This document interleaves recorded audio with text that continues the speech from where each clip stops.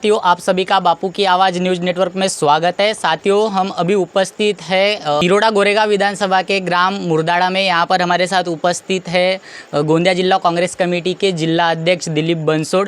हम इनसे कुछ बातचीत करेंगे। क्या बताओगे, अभी आपका जो कांग्रेस पार्टी का प्रचार है बहुत ज़ोरों शोरों से चल रहा है, क्या स्थिति है?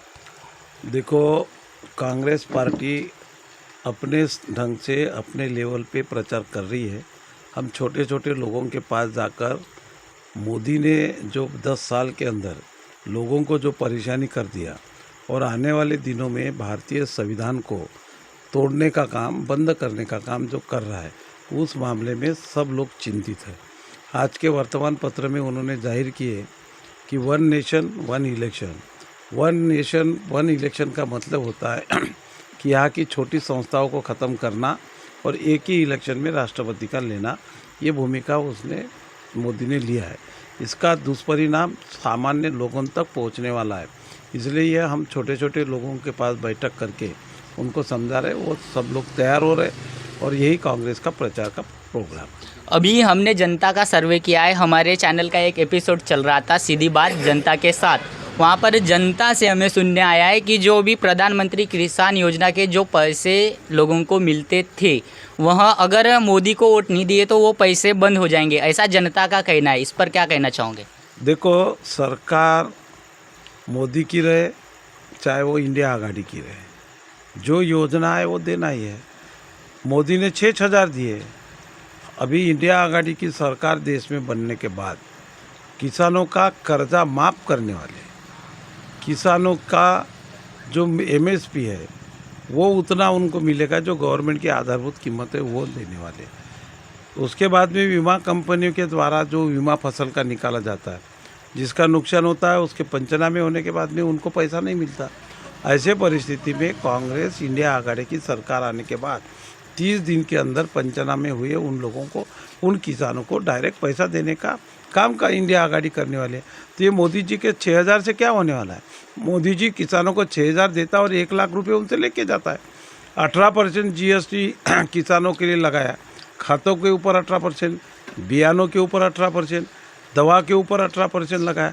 तो मोदी ने हिसाब देना चाहिए। और लोगों को, किसानों को हमारी विनंती है कि ये मोदी आप लोगों को चूतिया बना रहा है। तुमसे 6,000 देता है और 1 लाख तुमसे लेके जाता है। तो इसलिए वो 6,000 कोई बंद होते नहीं। और बंद भी अगर करने का मौका है तो इंडिया सरकार अगर आ गई तो बंद होने का विषय नहीं, सरकार उसको और बढ़ा के देंगी। अभी तक के जो सांसद थे, लोगों का कहना है कि उनका 5 साल तक के हमने कोई चेहरा देखे नहीं, हमारे तरफ उनने कुछ देखे नहीं। साथ ही जो मोदी सरकार थी उन्होंने महिलाओं के साथ अत्याचार किया है, मणिपुर जैसी घटना को नज़रअंदाज किया है। क्या कहना चाहूँगा? देखो, अभी जो उम्मीदवार है भारतीय जनता पार्टी का, मेरे ख्याल से भारतीय जनता पार्टी का उम्मीदवार खड़ा नहीं है। यहाँ कांग्रेस इंडिया आघाड़ी का उम्मीदवार वर्सेस अन्य उम्मीदवार ऐसा दिखता है। इसका कारण, जो रोहित पवार की सभा हुई थी उन्होंने कहा था कि ठेकेदार वर्सेस डॉक्टर, ऐसा उनने व्यक्त किया। नहीं, मेरी बात समझ लो पूरी। मोदी जी की होल्डिंग गोंदिया में लगी है, उस होल्डिंग में कहीं पर भी उम्मीदवार का नाम नहीं है। तो प्रधानमंत्री के होल्डिंग पर अगर उनके उम्मीदवार का नाम नहीं तो किसके लिए वोट मांग रहे हो? वो उम्मीदवार भी खुद कहता है कि मेरे को वोट नहीं दो, मोदी को दो। तो मुझे ये बताओ कि जनता मोदी के वाराणसी में जाएंगी क्या? वो किसी को मिलते हैं क्या मोदी जी? तो ये परिस्थिति उनके उम्मीदवार की, उनको खुद को ही नहीं समझता। तिरोड़ा में जब उनके कार्यालय का ओपनिंग हुआ उस दिन उन्होंने कहे कि मैं 5 साल में सीखा, 5 साल में मेरे को कुछ समझा नहीं करके मैं आपके प्रश्न नहीं उठाया। तो जिस आदमी को 5 साल में नहीं समझा तो आने वाले अगले 5 साल में क्या समझेगा? 5 साल फुकट में गए, जनता त्रस्त हो गई, किसान त्रस्त हो गए, किसानों के प्रश्न नहीं छूटे। उनको नैतिकता के आधार पर उनको यहाँ वोट मांगने का अधिकार ही नहीं है। और क्यों भारतीय जनता पार्टी को वोट देना चाहिए? क्या मोदी ने किया है ऐसा? 5 काम वो बताना चाहिए मोदी ने कि गोंदिया भंडारा जिले के सांसद के बड़े वाले 5 काम कौन से किए? एक भी काम नहीं। तो क्या है, 6,000 दिए यानी काम हो गया क्या? महिलाओं को गैस सिलेंडर दिए, 1,200 रुपये कीमत ले लिए, लूटा किसको? गरीबों को। खाने के तेल के ऊपर GST लगाया, लूटा किसको? गरीबों को। तो ये मोदी ने क्या किया?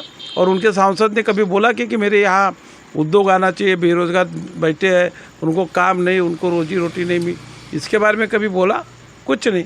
अरे जिसको कुछ समझता नहीं ऐसे आदमी को यहाँ पर जनता दूर करेगी, ये परिस्थिति हो गई। और गोंदिया भंडारा जिले में हम जो घूम रहे, जनता का मानस अभी भारतीय जनता पार्टी मोदी के विरोध में है।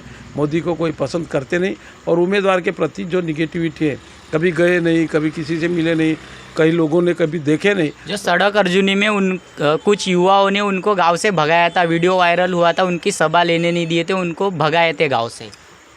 ये सड़क अर्जुनी में जो परिस्थितियाँ हुई वो विद्युत के मामले में हुई है और लोगों का रोष यही था कि ना आमदार ने काम किया वहाँ के, ना खासदार ने किया। वही परिस्थिति मालगा मुरदाड़ा में। यहाँ भी पिछले समय ट्रक जलाने के मामले में करीबन 56 लोग यहाँ के अंदर हुए, जेल में रहे। उसमें सबसे बड़ा दोषी कौन है? तो यहाँ का जो सांसद, जो आज भारतीय जनता पार्टी का उम्मीदवार मेंढे, ये उसके लिए रिस्पॉन्सिबल है। यहाँ भी वो परिस्थिति हो सकती, कल अगर मेंढे आ गया तो यहाँ के भी लोग गाँव में घुसने नहीं देंगे। ये ऐसी परिस्थिति उनकी है।